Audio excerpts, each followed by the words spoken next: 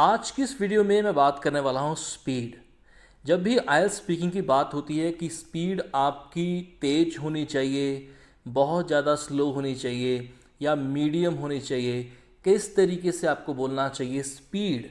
क्योंकि मैंने ज़्यादातर अपने टीचिंग करियर में देखा है कि बहुत सारे स्टूडेंट्स नर्वस होने के कारण तेज बोलते हैं, जिसको बोलते हैं कि स्पीड फास्ट कर देते हैं, they try to be fast, जिससे साफ पता लगता है कि कैंडिडेट जो है वो नर्वस है।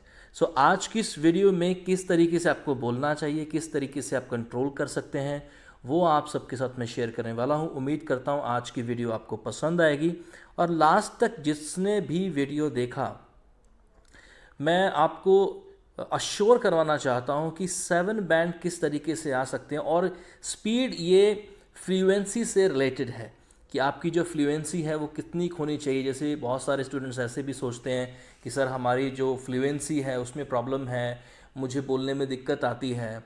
So here we have a speedometer, okay. So you can probably tell from the speedometer that you don't want to speak too slowly and you don't want to talk too quickly. If you talk too slowly, then you're wasting your precious time. And if you talk too quickly, then it's very difficult to understand. So ज़्यादा slow भी नहीं बोलना है और ज़्यादा तेज भी नहीं बोलना है, right? So try to maintain a medium pace. So now let's talk more about this. So अब तक आपको ये तो पता लग गया होगा कि ना ही तो आपको ज़्यादा तेज बोलना है और ना ही ज़्यादा आपको स्लो बोलना है. You should not be talking too fast or too slow. So try to maintain a medium pace, a comfortable pace. So number 1, do not talk too fast or too slow. Okay? Because if you talk fast, you're more likely to make mistakes. Number 2, अगर आप ज़्यादा तेज बोलते हैं, ज़्यादा chances हैं गलती होने के। क्योंकि देखिए, एक उदाहरण के तौर पर एक गाड़ी है, बहुत तेज अगर कोई ड्राइव कर रहा है, बहुत फास्ट ड्राइव कर रहा है, सो एकदम से अगर उसके आगे कोई चीज़ आ जाएगी तो क्या वो कंट्रोल कर पाएगा?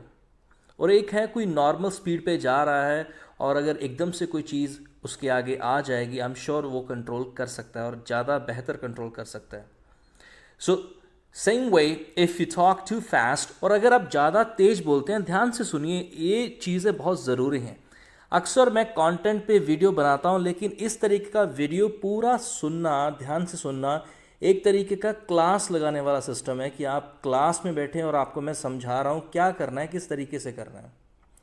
सो अगर आप ज़्यादा तेज बोलते हैं तो ज़्यादा चांसेस हैं कि आप इडियम्स यूज़ नहीं कर पाएंगे, वोकैबुलरी अच्छी नहीं यूज़ कर पाएंगे, या जितना भी आपने मेरी वीडियो में कंटेंट देखा है उस तरीके का कंटेंट आप अगर ज़्यादा तेज बोल रहे हैं सो भूलने के चांसेस ज़्यादा हैं। Number 3, talking too slowly shows weak command of English. कुछ स्टूडेंट्स मैंने देखे हैं, कुछ ऐसे बोलते हैं कि yes I went to Chandigarh for the first time. So अगर आप ज़्यादा स्लो बोलते हैं, so it shows to the examiner that your command on English is weak. That shows that weak command of English means आपकी जो command है, English आपकी अच्छी नहीं है, आपकी नॉलेज अच्छी नहीं है और आप सोच सोच कर बोल रहे हैं। So number 4, talk at a steady pace. Talk at a steady pace means कि ना ज़्यादा तेज हो ना ज़्यादा स्लो हो। इसके लिए क्या है कि आपको प्रैक्टिस करनी चाहिए, और उम्मीद करता हूँ कि कहीं भी आप प्रैक्टिस कर रहे हैं, जिस भी इंस्टीट्यूट में जिस भी ट्रेनर के साथ आप प्रैक्टिस कर रहे हैं, उसको बोलें कि क्या आप मेरी स्पीड चेक करके बता सकते हैं कि ज़्यादा तेज़ तो नहीं है, ज़्यादा स्लो तो नहीं है। In case if you don't have any trainer, so then you can simply record your speaking, और आप सुन सकते हैं ईयरफोन्स लगा कर कि क्या आप ज़्यादा तेज़ तो नहीं बोल रहे हैं, ऐसा तो नहीं है कि आप बहुत तेज़ बोल रहे हैं, जैसे हो सकता है कि आप इस तरीके से बोल रहे हैं, okay so I remember that once again I. So अगर ये तो नहीं है कि आप बहुत ज़्यादा तेज बोलें और एग्जामिनर को आपकी बात समझ में ना आए। और एक कैटेगरी होती है कोहेरेंस, मीन्स जो आपसे पूछा गया है क्या आप उसी चीज़ की बात कर पा रहे हैं। Next, number 5, avoid long pauses. Avoid long pauses means जब आप ज़्यादा स्लो बोलते हैं तो हो सकता है कि आप पॉजेस, देखिए पॉजिटिव पॉजेज भी होते हैं और नेगेटिव पॉजेज भी होते हैं। पॉजिटिव पॉजेज होते हैं जो कंटेंट से रिलेटेड हो, जैसे अगर आप कहें कि आई रिमेंबर दैट इट वाज। अब इस तरीके से एग्जामिनर को पता लग जाता है कि आप सोच रहे हैं कि कब हुआ था ये, आप किसी टाइम को याद करने की कोशिश कर रहे हैं। लेकिन दूसरी तरफ अगर आप इस तरीके से पॉजेस कर रहे हैं, I went there and I saw this means ये नेगेटिव पॉज है कि आप लैंग्वेज के साथ स्ट्रगल कर रहे हैं या फिर you are searching for words or language. So please avoid long pauses. Number 6, if you notice yourself speaking quickly due to anxiety, so take a deep breath and slow down your pace. अगर आपको लगता है कि आप तेज बोल रहे हैं सो आप हल्का सा ब्रेथ ले सकते हैं, and that's absolutely fine, that's absolutely fine. अगर आप इस तरीके से अगर आप सांस लेते हैं, लंबा सांस लेते हैं एग्जामिनर के सामने, that's absolutely fine, because this would show to the examiner that examiner will get to know that candidate is nervous. This means that you're nervous but you're trying to be relaxed. So that's absolutely fine.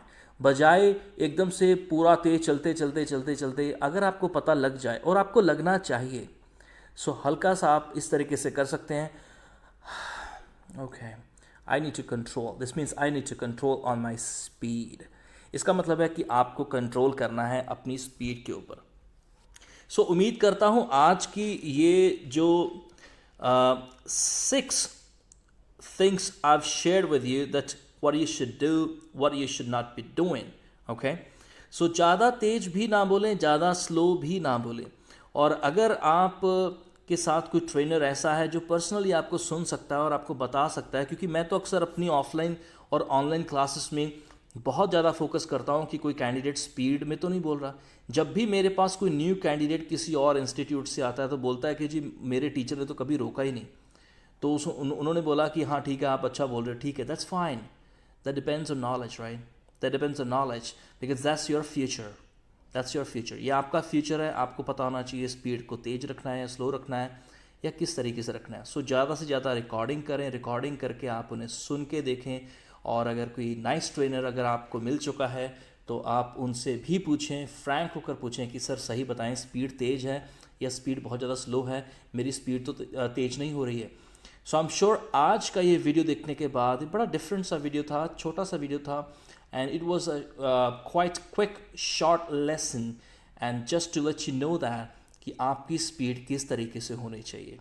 और अगर आप मेरे content को, मेरे teaching को पसंद करते हैं सो प्लीज़ कमेंट्स में ज़रूर लिखें कुछ ना कुछ, क्योंकि जब भी कोई कमेंट करता है so that gives me motivation to make more videos. Once again thank you so much for watching this video, stay tuned.